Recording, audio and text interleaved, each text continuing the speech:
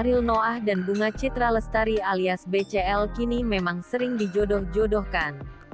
Kedekatan keduanya disorot lewat proyek lagu terbaru mereka bertajuk Mencari Cinta. Hal itu diketahui dalam video yang diunggah di kanal YouTube Cumi Cumi, Minggu, tanggal 2 April tahun 2021. Pasalnya, Ariel Noah dan BCL berani beradegan mesra dalam video musik tersebut. Alhasil banyak yang menjodohkan mereka dan berharap keduanya bisa menjadi sepasang kekasih.